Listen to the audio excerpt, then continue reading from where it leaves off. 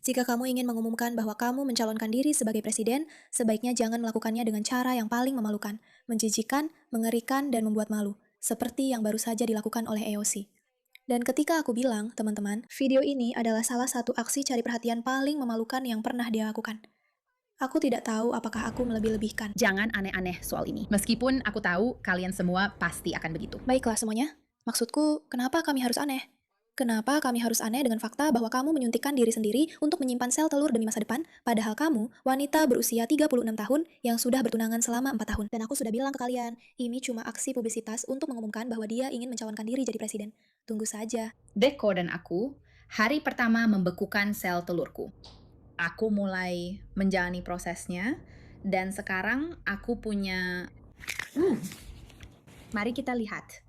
Semua obat-obatan ini di sini. Wanita ini benar-benar jenius. Selain fakta bahwa membekukan sel telur adalah salah satu penipuan terbesar dan terburuk yang pernah diberitahukan kepada perempuan, seolah-olah itu baik-baik saja. Misalnya, bekukan sel telurmu di usia 37 atau 36, yang mana omong-omong sudah dianggap sebagai kehamilan geriatri. Dan kamu akan baik-baik saja karena kamu bisa punya anak di usia yang lebih tua, itu tidak akan mempengaruhi atau membahayakan kehamilanmu.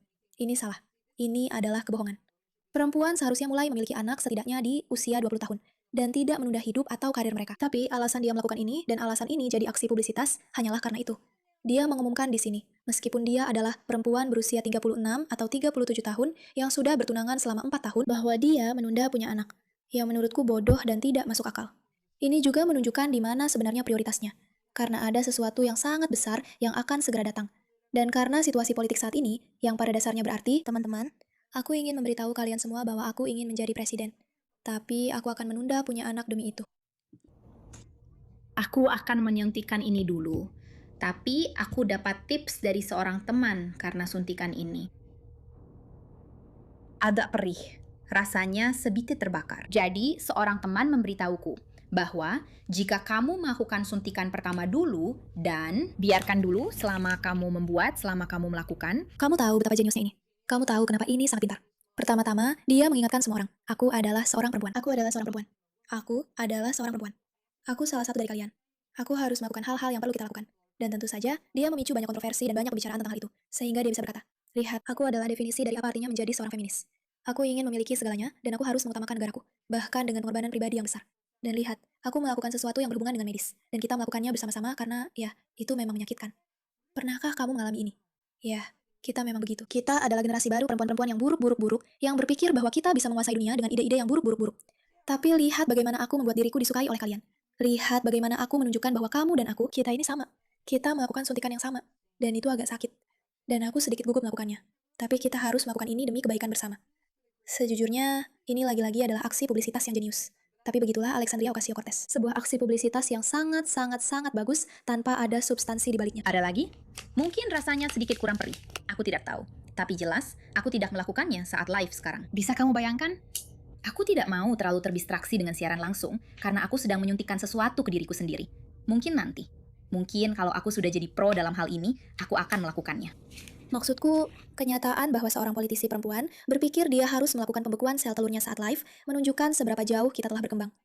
Dan sekali lagi, aku hanya ingin mengingatkan semua orang. Fakta bahwa perempuan bisa membekukan sel telurnya dalam situasi tertentu itu luar biasa. Itu adalah keajaiban medis. Tapi sekarang, hal itu telah menjadi sesuatu yang benar-benar menormalkan perempuan untuk menunda, memiliki anak, sampai secara medis menjadi sangat rumit bagi mereka untuk melakukannya. Itu bukan cara yang sehat. Dan perempuan sebaiknya berusaha semaksimal mungkin untuk memiliki anak secara alami. Tentu saja, bagi perempuan yang tidak bisa, ini benar-benar penyelamat hidup. Tapi bayangkan saja, kamu sudah bertunangan selama 4 tahun. Usiamu 36 atau 37 tahun. Lagi-lagi, aku melihat orang-orang mengatakan usia yang berbeda-beda. Dan kamu berpikir bahwa cita-cita politikmu, impian politikmu lebih penting daripada punya anak, itu hanya menunjukkan betapa egoisnya dirimu. Maksudku, sejujurnya, seluruh sistem ini, di mana perempuan didorong untuk berkarir sebelum punya anak, sehingga hal itu dirampas dari mereka. Kemampuan untuk punya anak saat masih muda, saat masih penuh semangat, saat masih berenergi, dan kemudian membangun karirmu sedikit lebih belakangan. Itu adalah cara yang jauh lebih alami dan manusiawi bagi perempuan untuk beraktivitas dan bekerja. Punya anak sampai usia 40. Dan kemudian di usia 40.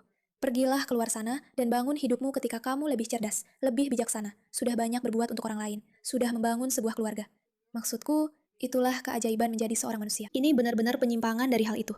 Dan tidak mengherankan bahwa inilah orang yang ingin diajukan oleh Partai Demokrat sebagai kandidat mereka berikutnya. Mungkin aku harus mulai membuat channel ASMR tentang pembekuan sel telur. Kenapa mereka melarang itu di YouTube? Itu tidak lucu. Dia sangat memalukan.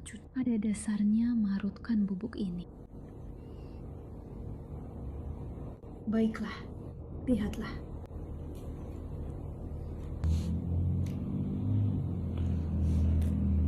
Ini. Baiklah. Kamu tahu, ini juga agak menyedihkan. Seperti di mana suami atau tunangannya dalam semua ini. Dia membekukan sel telurnya untuk memberinya anak. Seperti di mana suaminya? Tidak. Wanita ini lebih memilih melakukannya sebagai aksi publisitas di internet. Membuat video tentang hal itu daripada benar-benar melakukannya seperti seharusnya. Atau tidak seharusnya dilakukan, karena ini memang seharusnya tidak dilakukan.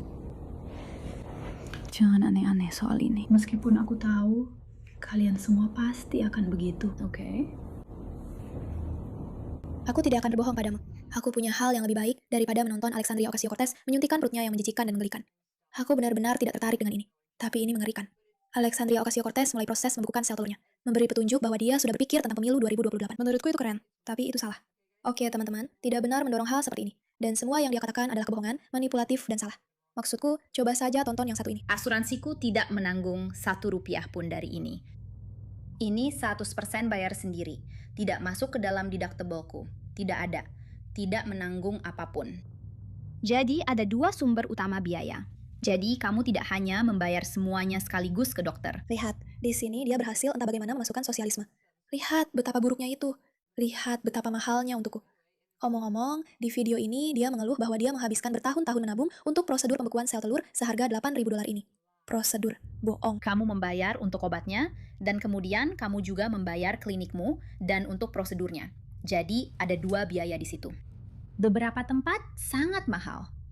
Aku akan pergi ke sebuah tempat di New York City yang secara khusus menyediakan pilihan untuk perempuan yang tidak memiliki asuransi yang menanggungnya. Jadi, total keseluruhan yang harus aku keluarkan secara pribadi kemungkinan akan berada di antara 8 hingga $9.000. Bagian lainnya adalah klinik dan prosedur yang sebenarnya, serta penyedia layananmu. Dan banyak klinik sebenarnya tidak mewajibkanmu untuk melakukannya. Aku benar-benar tidak mengerti bagaimana orang-orang bisa mendengarkan dia dan berpikir, Untuk membayar ya, sekaligus. aku ingin mendengarkan Someni Aku selamanya. menabung lama untuk ini. Tidak, kamu benar-benar pembohong. Kamu tidak menabung lama untuk $8.000. Kenapa kamu pura-pura, Yosi, seolah-olah kamu menabung lama untuk $8.000? Kenapa kamu pura-pura? Jadi aku hanya membayarnya langsung setelah bertahun-tahun menabung. Tapi ada klinik-klinik. Kamu lihat nggak? Kamu lihat manipulasi itu. Benar-benar cuma manipulasi. Maksudku, ini mahal banget. Semua retorika buruk itu. Belum lama ini, dalam hidupku, aku bekerja sebagai pelayan di pusat kota Manhattan. Dan memikirkan hal itu saja sudah sangat membuatku lumpuh. Dan kemudian ketika kamu benar-benar menggabungkan itu dengan semua retorika buruk yang kita sebagai perempuan terima dari masyarakat tentang kesuburan kita dan sebagainya, sangat mudah untuk merasa terjebak dan seperti seorang yang gagal, kan? Seperti jika aku tidak mampu, atau jika aku mampu, maka aku akan mendapatkan konsekuensi negatif. Dan aku, teman-teman, aku tidak keberatan dengan perempuan yang pergi dan membekukan sel telurnya karena alasan medis. Tapi bukan sebagai alasan agar mereka bisa melanjutkan karir politik mereka dan tidak membangun kehidupan yang seharusnya mereka jalani. Maaf, kalau kamu tidak suka dengan pendapat itu, ya terserah. Perempuan seharusnya memprioritaskan menjadi ibu dan membangun karir yang sesuai dengan itu. Itu luar biasa. Tapi kalau sudah berusia 36 tahun, memiliki tunangan selama 4 tahun yang masih belum kamu nikahi, dan memutuskan bahwa pada titik ini, kamu harus membekukan sel telurmu. Jadi apa? Supaya kamu bisa jadi ibu di usia 45 tahun. Apa-apaan itu? Maaf, menurutku itu salah. Itu salah. Dan itu adalah bagian dari pola pikir, jujur saja, yang membuat kita diperbudak oleh budaya yang lebih peduli kamu menjadi mesin penghasil uang bagi mereka daripada benar-benar peduli pada dirimu, kesejahteraanmu, kesehatanmu, kebahagiaanmu, dan kebahagiaan anak-anakmu. Mari kita perjelas soal itu. Statistik tentang apa yang bisa terjadi padamu ketika kamu punya bayi di usia yang lebih tua. Dan apa yang bisa terjadi pada bayi itu sangat mengkhawatirkan. Dan kamu sedang dibohongi, dijual mimpi seolah-olah, ya, tidak apa-apa di usia 38 tahun. Lihat, jika kamu adalah seseorang yang belum pernah menemukan pasangan dan selalu berharap bisa melakukannya secara alami. Dan sekarang kamu berada di tahap di mana kamu menyadari itu tidak mungkin lagi. Tidak apa-apa. Silakan saja membekukan sel telurmu. Tapi tidak jika kamu sudah punya suami atau tunangan selama 4 tahun, dan kamu hanya melakukan ini demi kenyamanan dirimu sendiri. Inilah masalahnya, dan aku tidak setuju dengan itu. Maksudku, banyak orang yang mengejek dia, kan?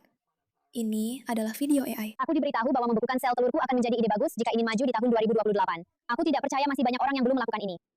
Ya, semua orang hanya mengejek kampanyenya. Itu sangat memalukan kan? Dia sudah bersama pria yang sama selama bertahun-tahun, kata Ali Vastavsky.